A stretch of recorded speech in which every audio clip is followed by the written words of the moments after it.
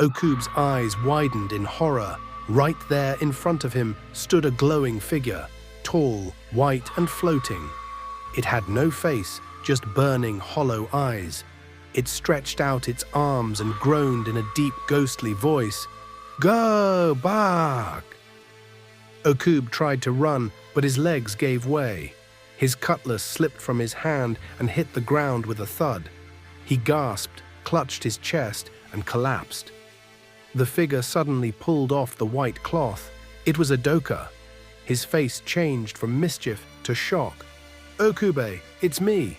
Wake up, please." But Okube lay there, still and cold. Udoka panicked. The fun was over. The joke had gone wrong, badly wrong. But how did we get here? Before we continue, please take a moment to subscribe to our channel. We share powerful life stories and lessons that could change your thinking. Now let's go back to where it all began. Udoka and Okub were brothers in the quiet African village of Ogane. While Udoka liked to return home early after farm work, Okube always came back very late, even after the moon had taken its place in the sky. Their parents, elders, even Udoka himself, tried many times to discourage Okube from returning so late. "Anything can happen to you in the dark," Udoka would say. But Okub would laugh it off and reply, "There's nothing in the dark except trees and air." Udoka was worried. One day, as he sat in his room, an idea came to his mind. He remembered all the ghost and spirit movies he had enjoyed over the years, movies where ghosts appeared in the dark and chased people. He remembered the costumes, the spooky voices, the makeup, and how frightened people in those films were. A plan formed in his mind. What if I become one of those ghosts? What if I scare Okub so badly that he'll never walk that road at night again? He thought.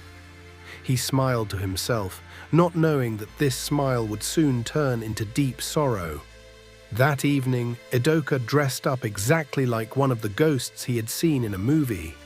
He wrapped himself in white cloth, rubbed ash on his face, and hid a small oil lamp under the cloth to give a glowing effect.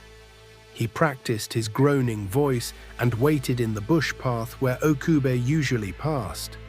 When Okube finally appeared, walking calmly as always, Udoka stepped out and performed his ghost act perfectly. But the result was far from what he had expected. Now Udoka was kneeling beside his unconscious brother, full of regret and fear. He shouted for help and soon, with the help of some villagers, rushed Okub to the hospital. 3 days passed. Udoka didn't eat or sleep. He sat by the hospital bed, holding his brother's hand, whispering, "Please forgive me, please wake up." Finally, on the 3rd day, Okub opened his eyes. But instead of smiling, he looked terrified. "I saw a ghost," he whispered. "It told me to go back. Its eyes were like fire. It was not of this world. I saw spirits." Tears filled Udoka's eyes. He tried to explain. No, it wasn't a ghost. It was me. I was the one dressed like that. I just wanted to scare you into changing." But Okub kept shaking his head. No, it was a ghost. It was real. Then he gave a loud breath, closed his eyes, and never opened them again. Udoka screamed in pain. He cried uncontrollably. His plan had killed his brother. The joke had become a tragedy. From that day, Udoka changed. He stopped watching ghost and spirit-related movies. He realized that those movies had shaped his thinking and made him act in a way that ended in death. He went around the village telling young people, "Don't let what you watch control what you do. Fear is powerful. It can destroy." He never forgave himself, but he shared his story as a warning. What starts as a joke can turn into a lifetime of regret. Please, if this story touched you, give it a thumbs up and subscribe to our channel. Be careful what you let into your mind.